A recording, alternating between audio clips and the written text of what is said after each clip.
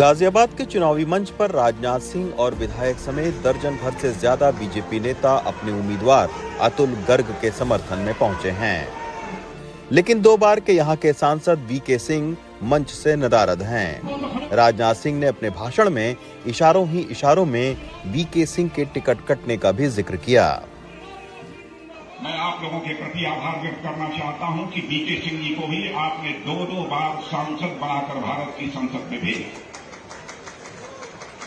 लेकिन इन पार्टी का दस्तूर है, समय समय पर पार्टी फैसले जहां आवश्यक होता है प्रत्याशियों के संबंध में बदलती रहती है। यह किसी भी राजनीतिक पार्टी में होता है। आज कोई प्रत्याशी है, यह आवश्यक नहीं है कि वह कल प्रत्याशी रहेगा, कल दूसरा भी प्रत्याशी आता है। अन्य लोगों को भी अवसर प्राप्त होना चाहिए। राजनाथ सिंह की गाजियाबाद में ये पहली चुनावी रैली है।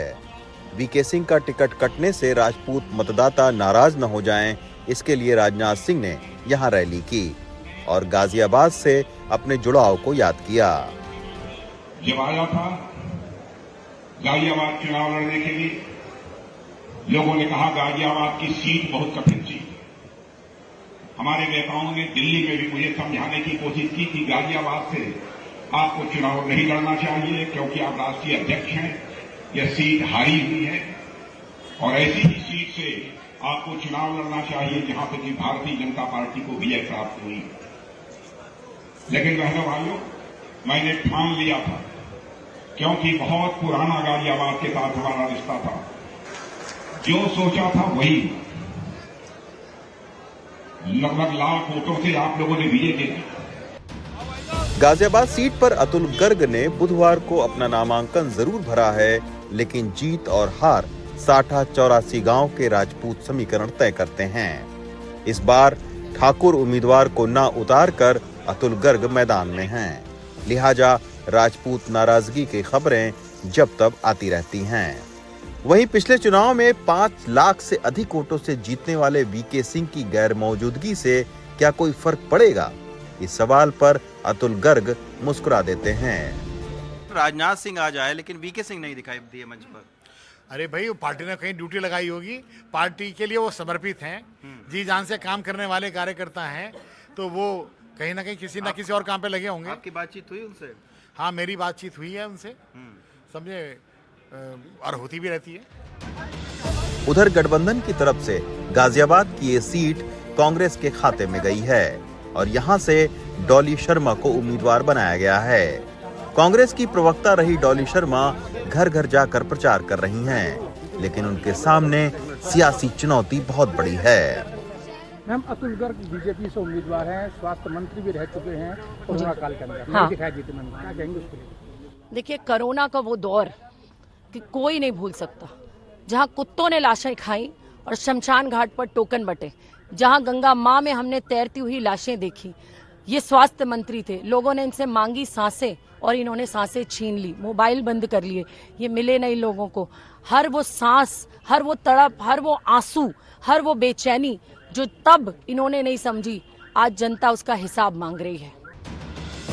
हालांकि गाजियाबाद के मशहूर सैया जी पूरी वाले की इस दुकान में बैठे लोग हों या सब्जी मंडी के दुकानदार, सबकी जबान पर मोदी और योगी की तारीफ और इंडिया गठबंधन में मीन मेख निकालने की होड़ सी मची है।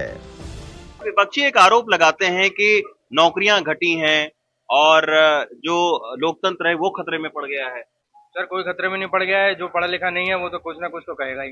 बाबा जी के आने के बाद हर पढ़े लिखे शिक्षित पुरुष को कुछ ना कुछ तो काम रोजगार मिला ही है। अब जो इतना विकास हो रहा है तो वो वैसे ही हो रहा है, हवा में मशीनें थोड़ी चल रही हैं। लोग काम कर रहे हैं, इंजीनियर काम कर रहे हैं, पढ़े लिखे लोग काम कर रहे हैं।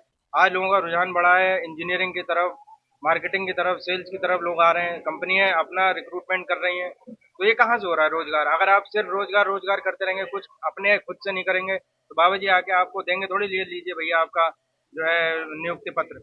आपको खुद भी तो अपने आप से कुछ करना पड़ेगा। आप अगर काबिल होंगे तो जॉब है, अगर काबिल नहीं होंगे तो सिर्फ यही चिल्लाएंगे जॉब नहीं है, जॉब नहीं है, जॉब। तो गठबंधन में ऐसा क्या, आप लोग क्या सोचते हैं गठबंधन के बारे में? गठबंधन सब इकट्ठे तो हो जाते हैं, लेकिन ये गठबंधन में रह जाते हैं। ये वोट अपनी कोई नहीं गिरवा पाता, कई बार गठबंधन हुआ है, कभी सपा बसपा का, कभी कांग्रेस सपा का। ये गठबंधन तो हो गया, लेकिन पता नहीं इनके दिल नहीं मिलते या इनके विचार नहीं मिलते, इनके वोट नहीं पड़ पाते।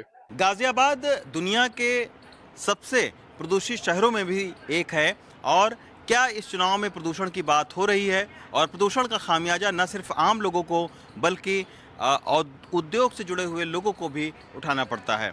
तो आइए जानते हैं कि उद्योगपति इस बारे में क्या कहते हैं, और क्या इस चुनाव में इनकी भी समस्याओं पर बातचीत हो रही है या नहीं। गाजियाबाद में छोटी बड़ी 30,000 से ज्यादा इंडस्ट्री हैं। हालांकि NH9 की 14 लेन सड़क बनने और रैपिड रेल के चलने से ट्रैफिक कम हुआ है, लेकिन यहाँ लगे उद्योग और उससे जुड़े कारोबारियों की अलग परेशानियां हैं। हमने अपने मुद्दे जो लोकल हमारे MP होंगे उनके सामने रखे हैं, और हम चाहेंगे कि वो मुद्दे पार्लियामेंट तक पहुंचे, जिससे कि हमारी भी सुनवाई हो। ये हमारी इच्छा रहेगी। कौन कौन से सर मुद्दे? जैसे हमारे यहाँ ग्रैप के समय हमारी इंडस्ट्री बंद हो जाती है, जनरेटर नहीं चला सकते, और पॉल्यूशन के नॉर्म्स इतने स्ट्रिक्ट हो जाते हैं कि फैक्ट्री बंद रखनी पड़ती है। और जब लाइट चली जाती है तो उस समय चाहे 15 मिनट को जाए, फैक्ट्री बंद करनी पड़ती है। वर्कर्स भी खाली हो जाते हैं उस समय के लिए। और ये कोई ज़रूरी नहीं है कि अब लाइट 15 मिनट को ही जाए, 1 घंटे को भी चली जाती है। तो वो सब प्रॉब्लम्स हमारे सामने रहती हैं। पानी नहीं है हमारे इंडस्ट्रियल एरिया में, तो बोरिंग वाटर हमें निकालना पड़ रहा है हमको। तो यहाँ हम चाहेंगे कि पानी का भी व्यवस्था की जाए इसमें। गाजियाबाद लोकसभा सीट पर 7 बार बीजेपी जीत हासिल कर चुकी है और अपने विरोधियों को 5 लाख के बड़े अंतर से हरा चुकी है। इसी के चलते गेटवे ऑफ उत्तर प्रदेश की ये सीट बीजेपी का मजबूत गढ़ समझी जाती है। गाजियाबाद से पिंटू तोमर और सुशील राठी के साथ रवीश रंजन शुक्ला, NDTV इंडिया।